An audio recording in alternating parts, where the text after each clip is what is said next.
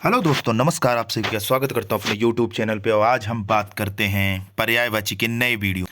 तो जैसा कि आप जानते हैं कि पिछले वीडियो में हमने उत्थान तक और उत्पत्ति तक की पर्यायवाची पर डिस्कस किया था। आज हम बात करते हैं उत्पात।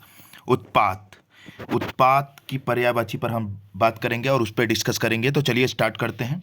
उत्पात का मतलब क्या होता है, पहले देखिए। उपद्रव, उधम, हुल्लड़, बखेड़ा या टंटा या उत्पात। उत्पात बताना एक तरीके से जो नॉइज पॉल्यूशन फैलाना होता है, किसी चीज़ का उठा पटक करना, हुरदंग मचाना, बखेड़ा खड़ा कर देना। जैसे कोई दारू पी के आ गया, पूरी रात को उत्पात मचा रहा है अड्रंक कर। तो इस तरीके से तो उत्पात की पर्यायवाची होते उपद्रव, उधम, हुल्लड़, बखेड़ा और टंटा।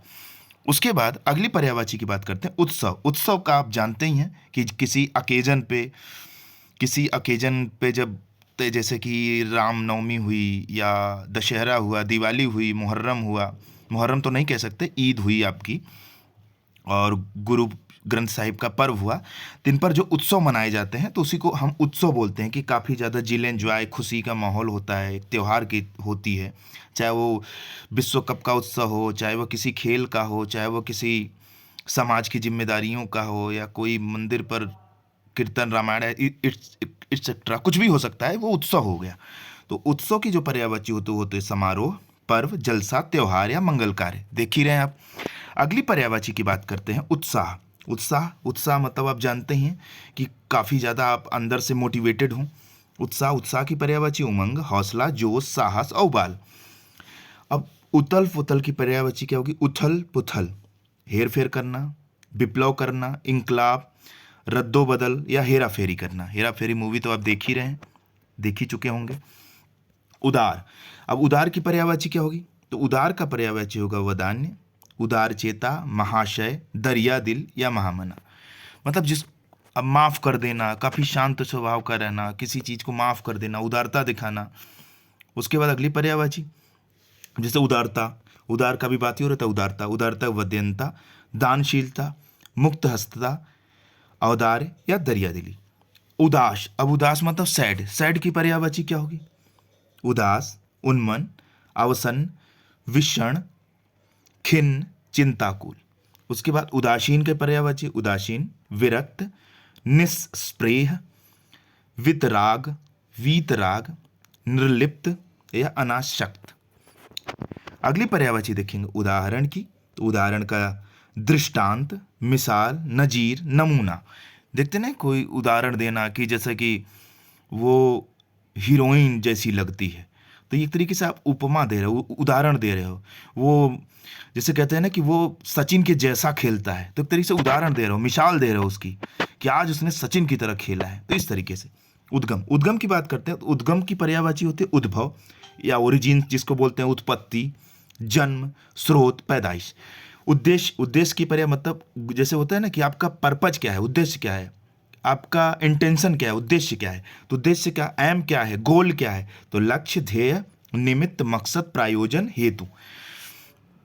ठीक है, तो ये था उद्देश्य की पर्यायवाची। अब इसी पे बात करते हैं उद्धार। कहते हैं ना उद्धार हो गया तुम्हारा।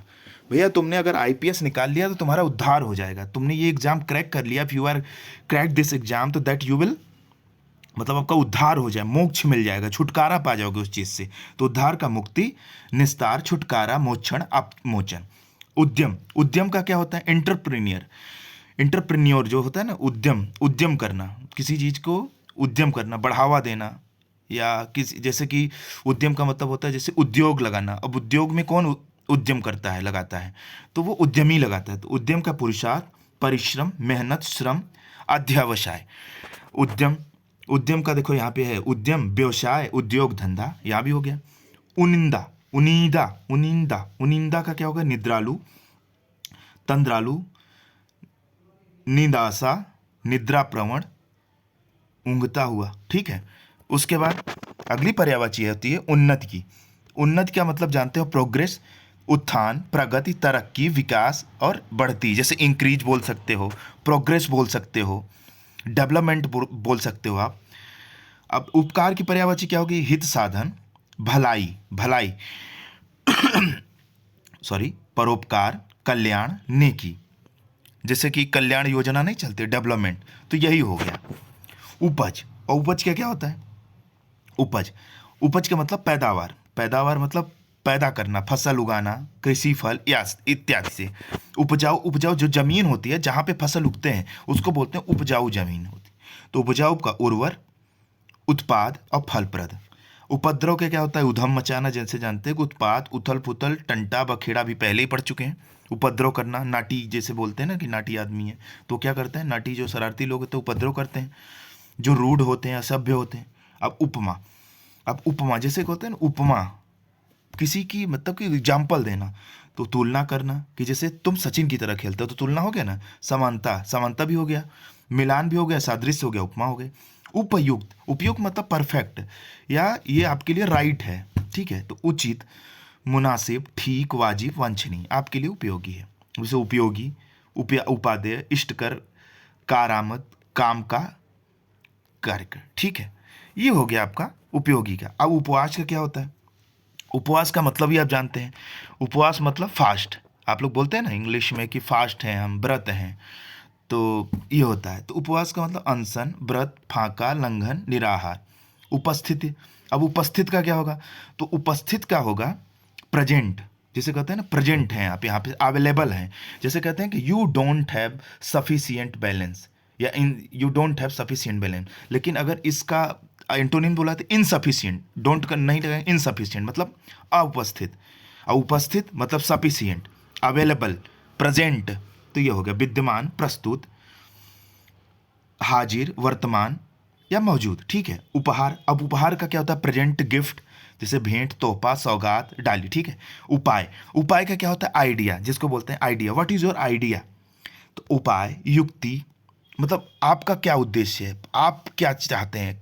तरीका, ढंग मतलब कि आपका ढंग, मैनर क्या है। तरकीब, तरीका, जुगत, ठीक है। अब उपासना, उपासना मतलब पूजा होता है, पूजा पाठ करना, आराधना करना, पूजा पाठ करना, वर्शिप जिसको बोलते हैं, अर्चना करना, सेवा करना, इबादत करना है। इबादत एक तरीके से उर्दू शब्द हो गया। उपेक्षा, उपेक्षा का मतलब होता है कि किसी चीज़ की उपेक्षा करना। उपेक्षा यानी मतलब आप स्वीकार ना करना, उस चीज़ को इग्नोर कर देना, जैसे लापरवाही करना उसमें। जैसे मान लीजिए सामने आपके क्वेश्चन दिया है, आप कोई चीज़ पढ़ रहे हैं, आप उसको पढ़ के नहीं गए और वही क्वेश्चन आ गया, तो उपेक्षा की थी आप उस चीज़ की। अनासक्ति, विरक्ति, उदासीनता, विराग। उलझन, अब उलझन की बात करते हैं, तो उलझन की क्या होती है? दुविधा, दुविधा, दुविधा, अनिश्चित, इंडिफिनिट जिसको बोलते हैं, असमंजस, असमंजस में मतलब होता है डाउटफुल, चक्कर, भ्रम, इस तरीके से। अब उल्टा, उल्टा का क्या होगा? डिसेंडिंग कह सकते हो जिसको आप बोलते हैं, अवरोही। उल्टा मतलब विपरीत, अपोजिट भी बोल सकते हो, जैसे कि अभी आप पर्यायवाची पढ़ ही रहे हैं। उल्टा, विपरीत, प्रतिकूल, विरुद्ध, प्रतिलोम और औंधा, ठीक है। अब उल्लास, उल्लास का पर्यायवाची क्या होगा? उल्लास का आह्लाद, आनंद, हर्ष, प्रमोद, मौज।